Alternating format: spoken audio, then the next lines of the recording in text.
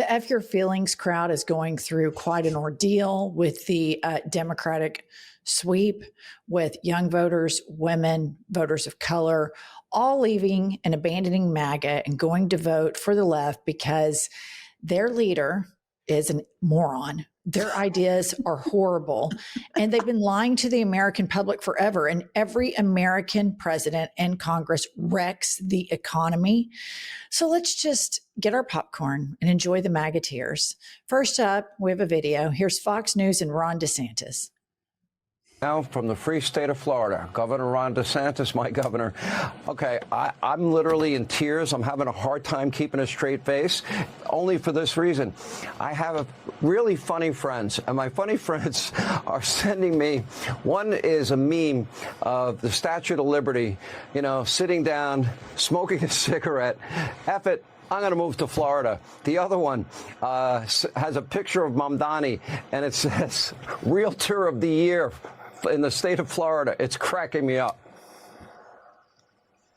Well, first, Sean, I'm glad you cleared up that you're not going to Ireland, because if it was a trade where Florida had to give up Hannity in exchange for Rosie O'Donnell, I would veto that trade on behalf of this free state of Florida. Don't you worry about that. Listen, I'm grateful I have a good governor. There you go.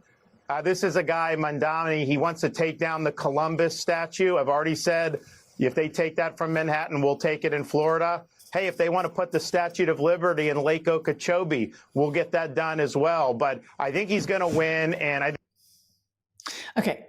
All these people care about is their stupid, boring jokes. And then this culture war statue shit. It's so unbelievably stupid. Zoran Mamdani has stayed on focus on affordability. He has stayed on focus helping New Yorkers that always felt looked over, helping them feel like they're being seen. People who work 40, 50, 60 hours a week and can't ever get ahead. Those people have value. And he sat down and spoke with them. And billionaire after billionaire begged for an in-person meeting with Zoran. And he declined all of them because he didn't think they needed to meet with him. They're doing just fine. And Fox and little Governor Kittenhill with his dorky ass smile, how he's trying to rebrand that all of a sudden he has Riz, is so embarrassing. I thought that was a huge play for Riz for him. He thought he was rizzing it up. And here's the thing. Did you notice the branding on that? From the free state of Florida. Is it Florida where they ban books? Where they ban sidewalks with paint? They're triggered by drag queens. They're triggered by books. They're triggered by Bad Bunny, which is interesting considering there's a massive Latino population in Florida.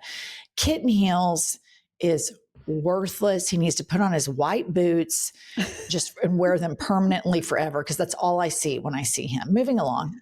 Stephen Miller has some things to say, and he thinks this is just a real own. So he tweets from the New York City NYC.gov website.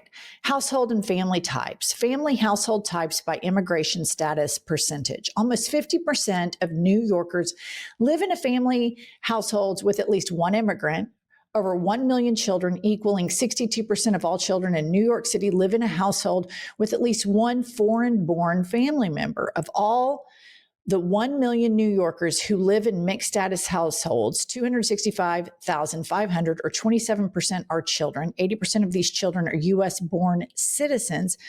Mixed status households demonstrate that all New Yorkers are impacted by federal policies that separate families. What I have to say to Stephen Miller is, number one, welcome to America. Right. This has probably always been the stat in New York, back to when our ancestors made their way over here from Europe. This is not a new thing. The thing that bothers Stephen Miller is the color of the skin of these immigrants. We have always been a nation of immigrants. And in fact, the indigenous people of this land are in fact brown-skinned Native American Indians. This is not new information, but this works and hits so hard with his white supremacist base. And real leaders, even Republican conservatives that I never voted for, embraced the multicultural nature of the United States. And really, when you think about like white America, we really don't have a culture. The best culture in the United States of America is multiculturalism. Think about the whitest, uptight, triple Trumpers that you know, and I guarantee you, they watch sports dominated by African Americans and cheer for them. And they eat at Mexican restaurants. And so this is just such a fool's errand. But I will say the victories that we've seen this week with the Democratic Party, particularly in New York, and of course, other places where you see everybody jumping ship off MAGA, is that this one trick pony show that MAGA has, that we're going to scare the shit out of you with these brown skinned people, nobody's buying it anymore. And you know why they're not buying it? Because they were promised, if you hate these people with us, the price of your groceries will go down. And they still had all this hate. And guess what? The price of groceries have gone up. And then when they tune into Fox, when they're not watching dipshit Tweedledee and Tweedledumfuck, they realize Kanks has full-blown dementia and just lies and says that inflation is way down. And they know it's not because they see their bills. And I guarantee you, Kanks has never seen a bill in his life. His secretary pays him. Well, of course. And let's not forget, this is the same group of people that browbeat. We went the Epstein files. We've got to have the Epstein files. Now we're hiding the Epstein files. Prices are up. He says prices are down. He says gas prices are down. Actually, they're up. Electricity. All of this shit, his policies, like you said at the beginning of this episode, they adversely impact people. And just hating your neighbor isn't putting money in these people's pockets. And believe me, I'm very cynical about learning the lesson, but I do think the one trick pony is losing steam. Plus, God, even if you're a big, huge Trump supporter, you know he looks like shit. I mean, he looks sick. Moving along, Representative Andy Ogles is rolling out the only thing MAGA knows how to do, which is racism and hate. Pop this up. And he tweets, this is a photo of Mamdani's home country, Uganda. This is what New York will look like after he's destroyed it. Deport him now. That seems sane and rational. This is so utterly insane to link somebody to their, where they were born. Mamdani is an American. I think he moved here when he was 3. He's of Ugandan descent. He is not responsible for the fact that a bunch of Republican politicians, a lot from our home state, Jim Inhofe, went over to Uganda and pushed on taxpayer dime evangelical Christianity in the governments of these countries that made executing homosexuals legal and punishable by death. The United States of America, and particularly the Republican Party, has more ownership in that than Zoran Mamdani will ever have. And if you don't believe me, Google the habits of Representative Jim Inhofe from Oklahoma and all of his psycho Christian friends and what they did on your taxpayer dime to set up evangelical Christianity in third world countries like this, because the human rights violations and, in my opinion, something that should have been completely investigated by Congress just completely slipped under the radar. So Representative Andy Ogles can go fuck himself. Moving along, we have Representative Mike Collins launch the nuke. Okay. And this is what a lot of these MAGA low T men resort to. Launching nukes and things like this. It's just their caveman default setting. And then, of course, would be remiss if we didn't loop in pardoned demon queen George Santos. And he lashes out at the Republican candidate, Sliwa, for the loss. And he says, fuck you at Curtis Sliwa. I hate you, your dumb wife, that stupid beret of yours, and all your fucking cats. So it seems like George Santos is doing really well. And then here we have Matt Walsh. And Disclosed.tv tweets, just in, at least 10 people injured, 4 critically, as man drives car into a crowd shouting Allahu Akbar on the French island of Oleron. Driver is in custody and known to the police. And Matt Walsh says, a look into New York's future. And what I have to say to you, Matt Walsh, is you should visit the great state of Oklahoma, where the governor, sitting governor Kevin Stitt, said that you could drive into a crowd of protesters and not be held liable criminally. And that's because he is a big believer and pusher of the Christian Taliban regime, AKA the Oklahoma MAGA supermajority. So you guys love to otherize other people, but in the Deep South, you are exactly like these people that you fear. And I think that you would even take it further, because that's how depraved every single one of you are. And then we have, of course, the governor of Texas, who Texans call Hot Wheels, Governor Greg Abbott. And he says, after the polls close tomorrow night, I will impose 100% tariff on anyone moving to Texas from New York City. This completely feeds into our argument that the stupidity and the dementia trickle down. We have a trickle down dumb fuck problem from Kanks through all of the commentators and tweeters that we are showing you here. And of course, we have to talk about Little Moses Mike Grinder Johnson. We have a video from Little Moses Mike. I don't think the loss last night was any reflection about Republicans at all. I think people are frustrated and angry, as we are. I am, the president is, and we express that different ways. But look, we look forward. We're looking forward to a great election running on our record. And we're gonna get all of our incumbents reelected, and we're going to add to the number here. So that's the answer. Okay.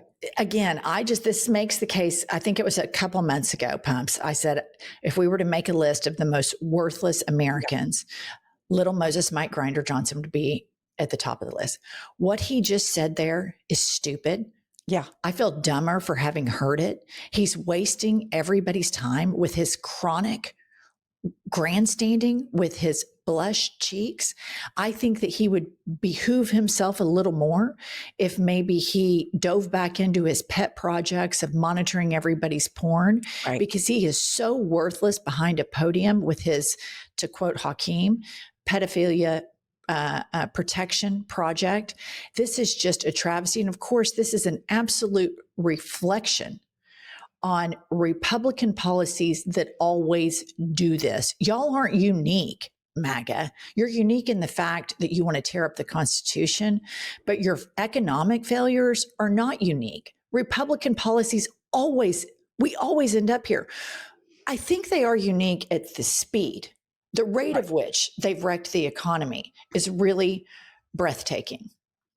I do think they're out and out racism. They're just saying it out loud, where before they were trying to be nuanced about it and hide. I think now they're just full blown. I hate Americans that don't agree with me. I hate Black people. I hate brown people. I hate liberal women. Their hate. They used to be able to hide it better. Now it's just on full display. And you know what I think is behind that hate, Pumps? Fear. Like low T fear. They're really scared. Like they're super scared of stuff. Like they're scared of going to a city. They're scared of books. They're scared of Stephen Colbert, the evil nemesis that's going to annihilate Bad Bunny, Black mermaids, and the list goes on and on. I've never seen a more fear-based group of people than these MAGA men. Which we need to talk about the fact that we have a senior citizen president, and I do not have any animosity towards boomers. My parents are boomers, and boomers have fought good civil rights fights for this country, fought in wars, and there are a lot of great boomers out there that I marched with during the No Kings March. Yes. But we have some bad boomers, and one of the bad boomers that just really seems to be disoriented and confused at all times has just posted outside of the iconic, world-renowned, world-famous Oval Office the words, "the Oval Office." Mm-hmm. So here we have it. And I want to point out a couple of things here. The gold applique above the door. Yeah. These types of treatments are typically only done indoors, not outdoors. And secondly, we can ask the second graders about the Oval Office, and they could probably look at a architectural blueprint of the Oval Office and say, well, I think that's it right there, the one with the curved walls. And so the elder abuse that continues within the MAGA movement and the pedophilia protection that continues with the hypocritical MAGA Christians is breathtaking. But I would be completely remiss in this entire episode of MAGA Tears and this journey that we're on if we didn't do a little visit with our good old sis, Lady Graham. Play the clip. I want to make it really clear, I'm in the Hitler sucks wing of the Republican Party.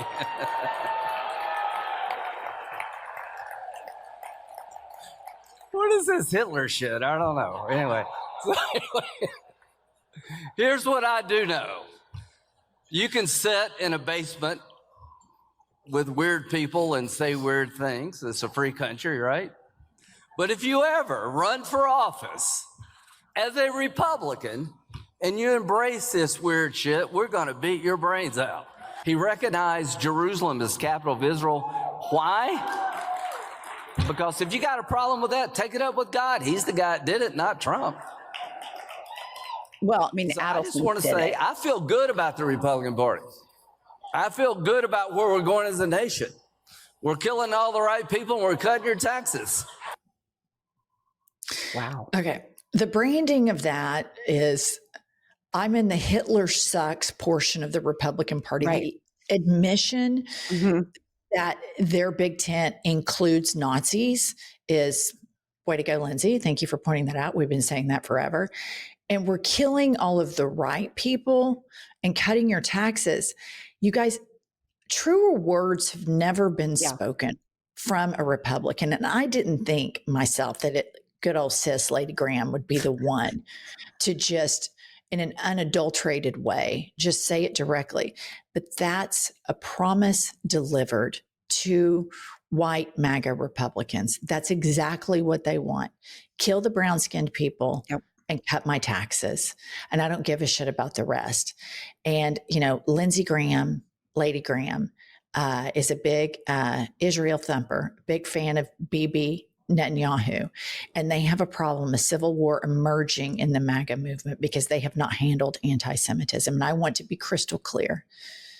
My critiques of Benjamin Netanyahu and the Israeli government have nothing to do with my opposition with every fiber in my body of anti-Semitism.